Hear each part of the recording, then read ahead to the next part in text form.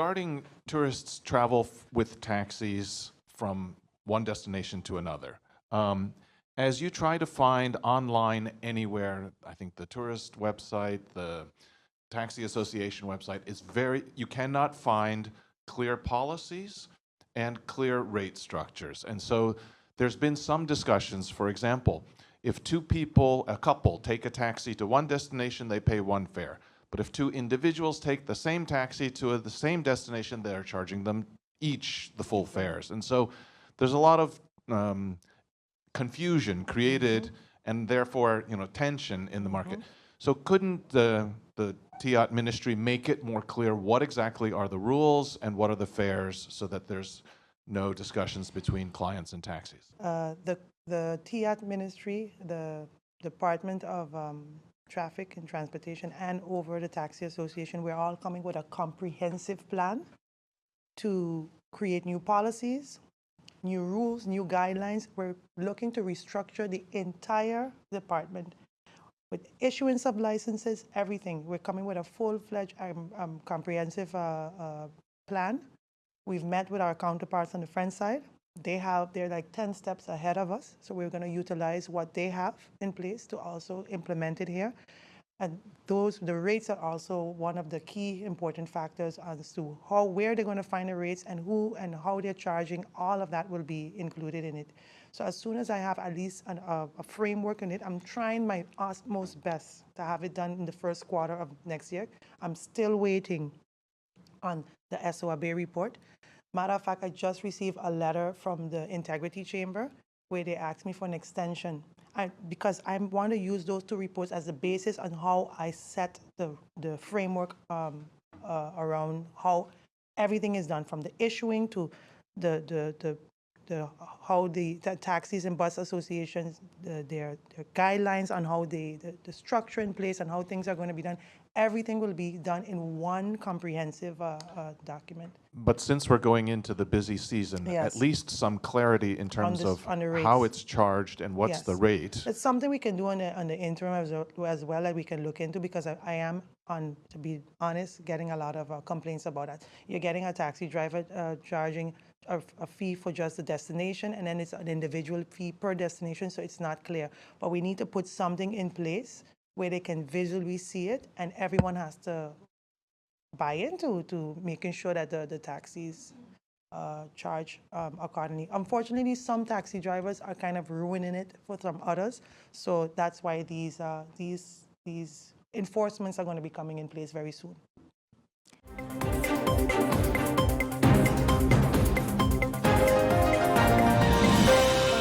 Minister, the LBs that for justice workers, the former minister worked heavily on getting a lot of these LBs distributed, but there are still workers. I can at least name one out of my head of the former acting head of immigration. I mean, her LB is still stuck somewhere, and even her payment that she was supposed to get while being an acting still not done yet.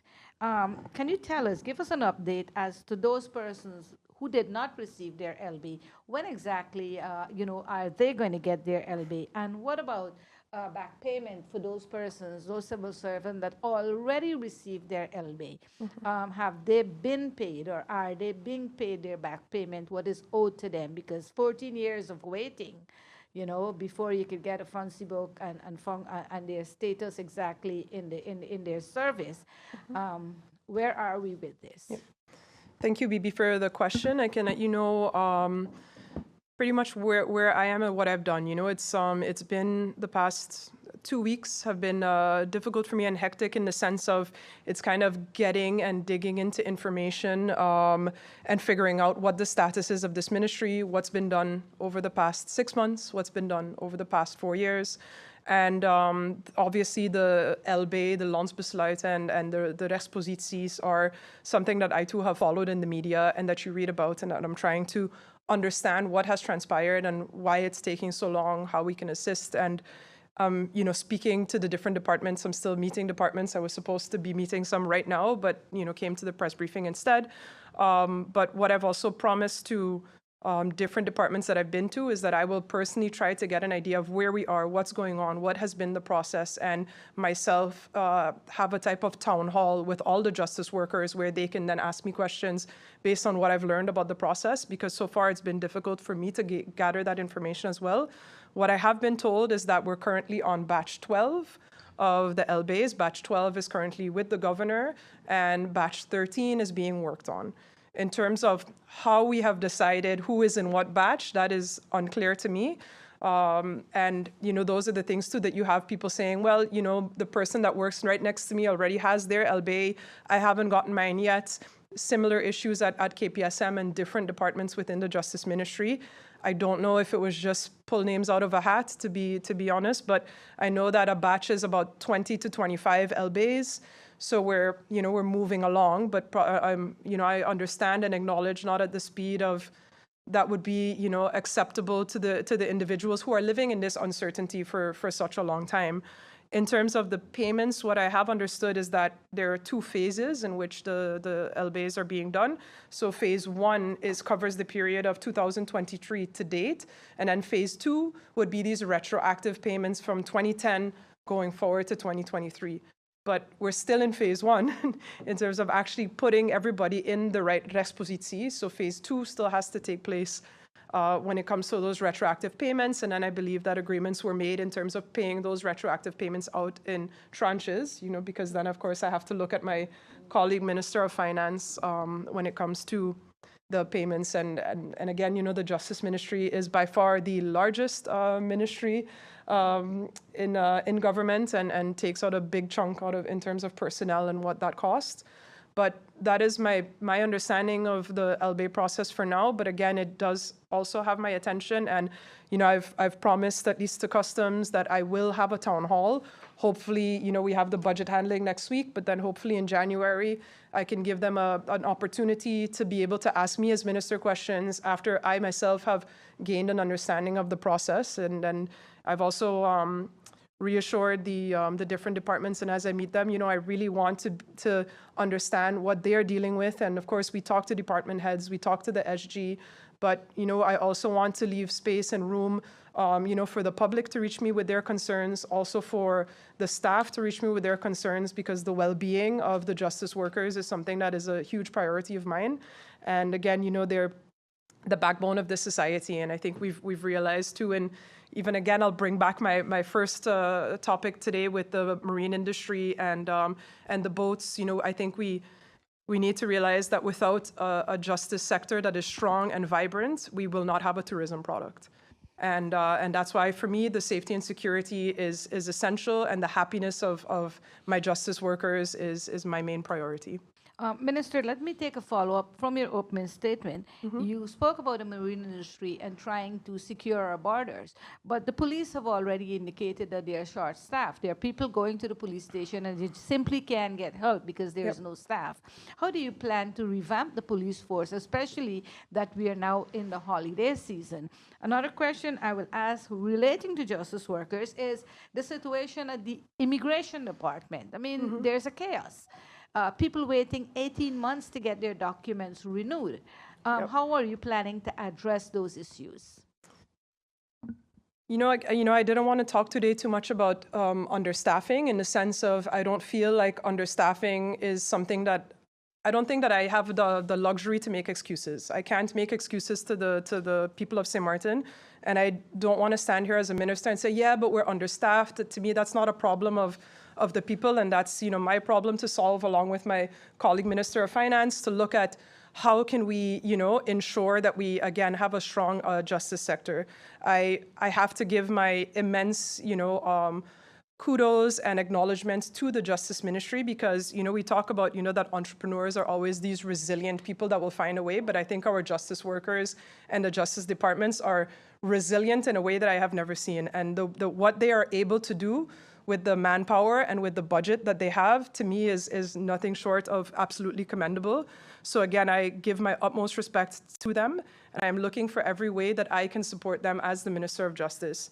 And of course, we always come back to that issue of we don't have enough money. We don't have enough money. We've been told, and that I'm sure will come up in the budget handling next week, We've been told to cut from our foreign partners, and to the point that we're almost crippling our government organization. And we have to find creative ways to make it work, and to find ways to spend more efficiently, to work more efficiently, and we're working on all of those things. So with respect to immigration, I'm also looking, that has my attention as well. I have also worked in the private sector where I was assisting people with objections, with immigration procedures, and I see the impact that has on a person. I'm like, it's somebody's life. Your residency status is something that affects your daily life so deeply that I think we need to have more understanding and acknowledgement for that, and more empathy. And also in that, look at how can we improve the service that we provide to the public. Again, it becomes a staffing thing too, where we can't hire sufficient personnel, or we can't open vacancies because we've been told we had to cut budgets. But we're looking at ways with the people that we have, how can we work more efficiently? How can we work better and stay on top of things? So those are matters that also have my full attention, that I'm working with, along with the SG, along with the Director of Immigration, to see how we can improve those processes and work more smartly and more efficiently. And hopefully within the coming months be able to get a little more breathing room in our budget and to hire personnel. But I can stand here saying I need people, but the Minister of TIAT will say the same thing. The Minister of Finance will say the same thing. My colleague Minister of Education, same. So we're all dealing with these budget cut issues, but I think we're trying to find creative ways. And again, I have so much respect for the Justice Ministry. I can't say it enough, and what they've been able to do. So I'm working together with them to gain an understanding and to see how I can support them as minister, how my cabinet can support them to really, again, I keep hammering on the service that we provide to the public, but also their happiness and well-being.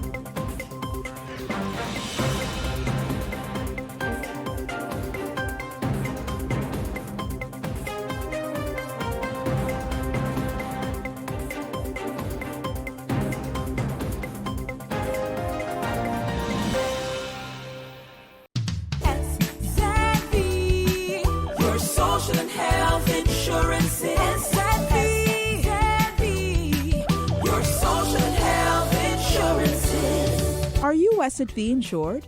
Do you have a valid medical insurance status? SXM is cardless. Request your My SXM account today and enter the virtual office of SXM. Go to sxv.sx and sign up now. SXM, yeah. Your social and health insurances. St. Martin, here's some exciting news from the Division Study Financing. The application period for the 2025 study financing will open January 1st to February 15th, 2025. You can apply for financing to pursue tertiary education, whether here at home or abroad. Are you a talented athlete or creative artist? We've got study financing options just for you. Plus, if you're aiming for a CAPE, IB, or NEPA SBO diploma, we have study allowances available as well. So, for all the details, visit our website at studyfinancing.sx. That's studyfinancing.sx. And don't miss our public information sessions on December 12th and January 16th at the Government Administration Building, starting at 7 p.m. So, take the first step towards your future with study financing. With it, your dreams can become a reality.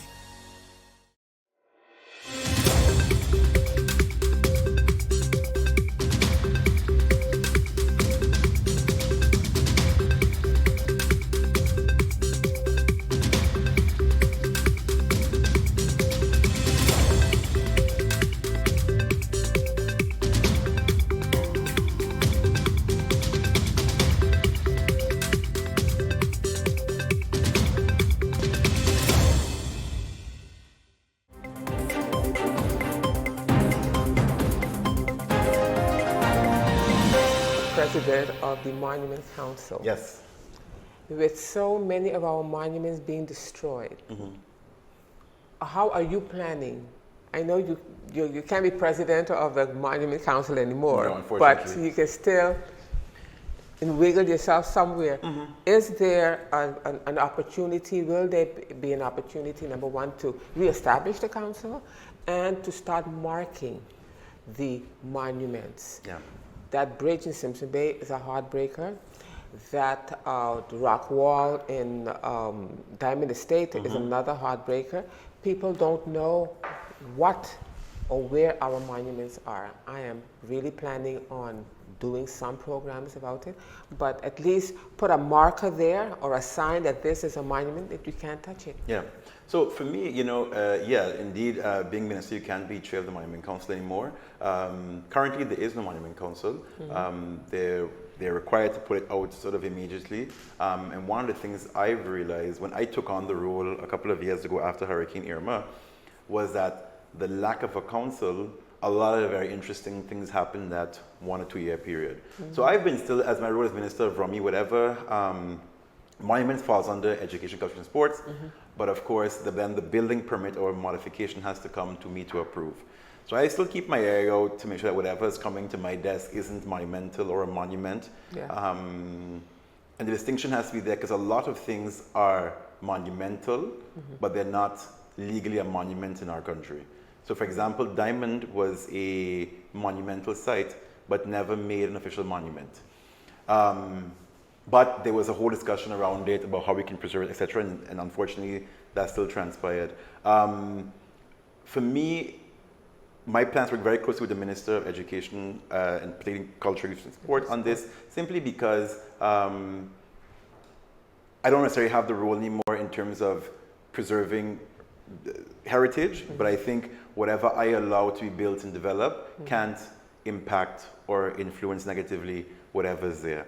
So even, for example, there are a number of things within the monument ordinance that you're not allowed to build within a certain amount of space of a monument. So I have to make sure I keep track on those things when I issue building permits. And I love the idea, actually. I think it's been an idea for several years to actually put a plaque on half of these monuments. It's never happened. Yes, yes. And I think one of those agreed key projects that we have with the Minister of Education as well, particularly for our party as a whole, how do you look at balancing heritage tourism with development? So it all is in that same train of thought of where we have to go. And I think starting with identifying, first of all, where these things even are is where you have to start, because a lot of people have no clue. A lot of people don't even know, and we have to save what we have left, basically. I think Alsha Bosch had started, and she has, there is a list out there. Yes, there is a list out there. But the problem now is that we want markings. Yeah. And the challenge with most of our monuments is that, in Curacao, a lot of the monuments are owned by the government. They're large, most of the time, very large homes. They've been repurposed as offices, museums, etc. Most of our monument stock is actually just privately owned. A lot of it actually on Front and Back Street. Yep. Yes. And I've always said that, for most people who have these homes, they don't have the capital to invest. They're inherited homes, they're quite small. But how do we support them to use them for things like art galleries, if they're not living in them? Because some of them are still living homes. Inhabited, yeah. But supporting them with, for example, a policy that says, listen, if you put a restaurant here instead of a store, or if you put an art gallery, because you really have to bring life back into Phillipsburg to bring in the sustainability of the cash to keep those monuments going. Because it's very strict what you can do with them. So the cost of the fretwork, the lattice work, the type of wood you need to put in. And it's also challenging as well to get it insured. So we've been working at the Monument Council when I was there to see how we can... But there are certain insurance companies that will still insure wooden buildings. It's challenging. But it's becoming challenging. It has become, because they're so close to one another. Yeah. When I spoke to one of the insurance companies, they told me they don't really like Front Street because they're too close together and God forbid. The other. Yeah. Exactly. And I think that's the thing we were working on, to see how we can develop sort of a fund Well, first there was the idea of a fund that never manifested, unfortunately. And then the next part was a possible insurance guarantee. So that's still, I understand, in the background being developed. But that's the crux, that basically people can say, I'm assigned a monument, I can't afford to repair it, I can't do anything, so you know what, shut it up, let it fall down, and when it falls down, I'll just knock it down and then build something else. So government has a role to play to say, listen, these are monuments for you, as well as the country, help the people to actually keep it that way. Right. While on the topic of Phillipsburg still, between the pavers that you can almost sink in, fall in, but there's the garbage, the issue of the garbage collection. From a very good citizen, she tells me she drives down Back Street every morning, and there are people cleaning Front Street. But we don't see, when I go for my walk, there's nobody on Front Street cleaning up Front Street. And then quite recently, you heard that 4 ships or 5 ships were coming in and they didn't pick up the garbage off the boardwalk. What is being done with the garbage collectors? Has contracts been given out? Have they expired? Because we're not seeing the movement that we used to see before. So actually the current contracts were issued in 2021. How long do they go for? For about 4 years. 4 years. 4 or 5 years, I believe. Check again. And so they're coming up for expiration next year, give or take, a year and a half or some. And upon taking office in June, one of the first things I did in July was call a meeting with the haulers. Because at that point already, it was becoming clear that there was a problem with garbage collection. And interestingly enough, it seemed to have gotten extremely bad this year. I think from the time of January, February, it became a very big topic in the media, and then it just seems to be getting worse and worse and worse.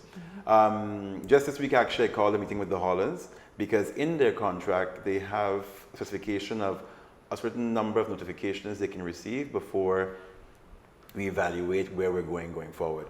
And I explained to them basically that, yes, there's a role for government to play in terms of communicating, the do's and don'ts of garbage. I mean, I think, to me, everybody consciously knows that you don't throw stuff anywhere, but government can play an increased role in terms of a PR communications plan around saying, this is happening, guess how you're supposed to deposit, yes or no.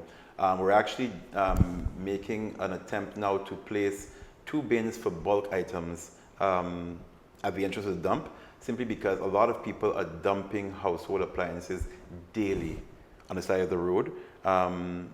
I live in the Mary Fancy Saunders area, and the Jose Lake Ballpark every couple of days. I keep hearing about it, is basically a dump site now for everything from mattresses, electrical wire, and unfortunately, I've heard the rhetoric now of we're importing dirtiness and poverty, and I'm like, I actually the other day stopped a local Samartana, so someone from Samartana, someone's background, dumping garbage. And I approached him about it, told this, he offered some very choice words to me, and I offered them right back. Good for you. Because again, I think you have to understand that, it's from the we side have of no government, pride. there's a role to play in terms of communication, but pride. Because again, I cannot consciously throw out a garbage bag inside of the road. Something clicks in me. And if it doesn't click in you, then something is wrong there.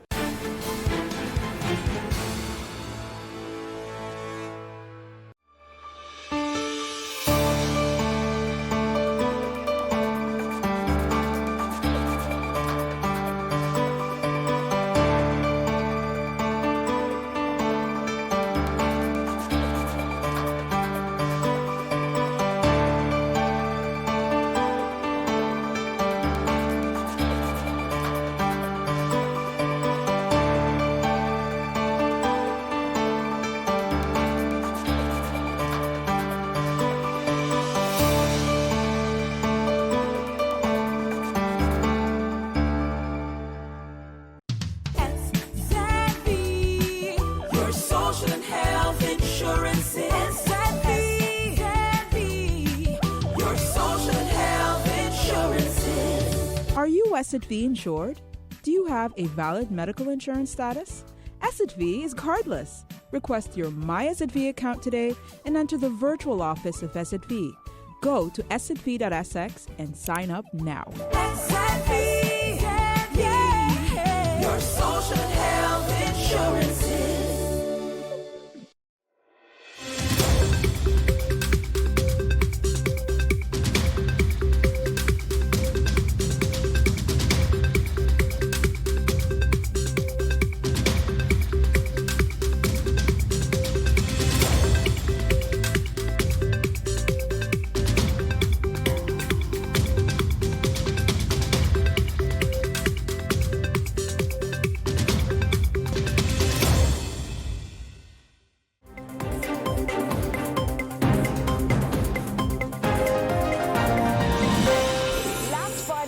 Some leading pundits who, if anyone, is king of the dance hall.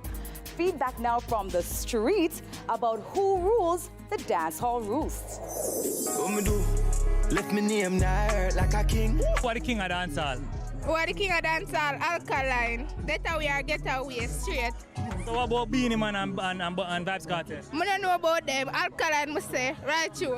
I want name them calling. King of dance hall and Vibes Cartel, man. You couldn't ask. What about people like Sean Paul who sell internationally more? Sean Paul a general. Yeah, them man think different. You see, them man think they know a different league by himself. People like Beanie Man would have said otherwise though, because he might the former king. Beanie Man a king, yes, but Cartel a bigger king for Beanie Man. Fresh, lemonade hot, ever great cool, ever be a splash. You don't know you have Vibes Cartel, but Vibes Cartel would be like the retired king. The reigning king now, to me, Massacre. Beanie Man them are the man them from earlier days still, but we are talking about now in another generation. We are talking about the man them where run a place like Yasso, Jamaica. A Cartel like monster. Really and truly, I'm not going that. How about people like Sean Paul where sell more internationally? No man, Sean Paul them are about Jamaican again, man. We are talking about man they are foreigner, man.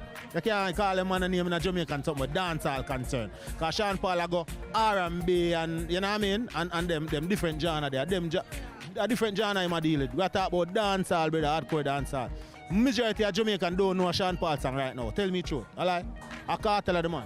Who do you think decides who the king of dancehall is? At the street, my street something that man that's something. Remember dance Jamaican a street, you know. And based on what the people say, you know, you see me?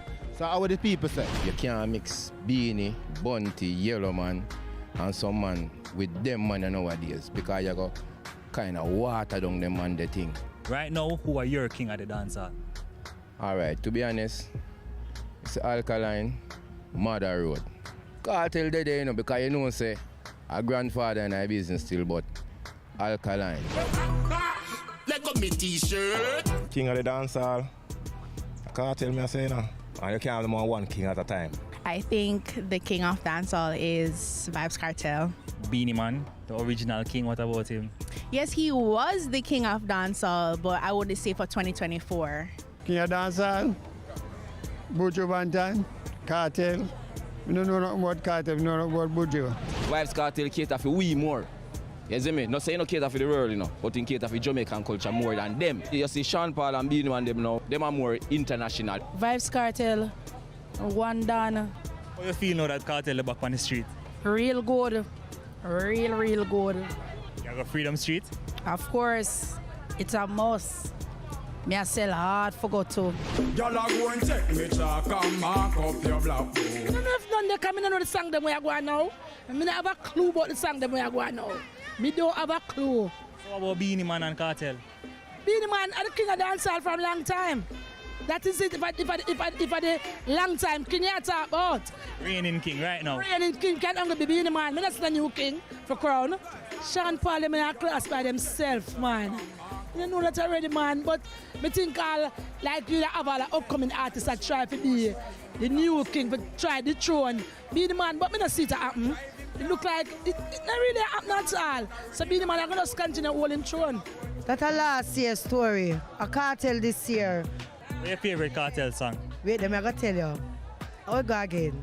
Oh, go again. Jesus Christ, my flap now. Who do you think decides who the king of the dancehall is? We the people. And we have spoken.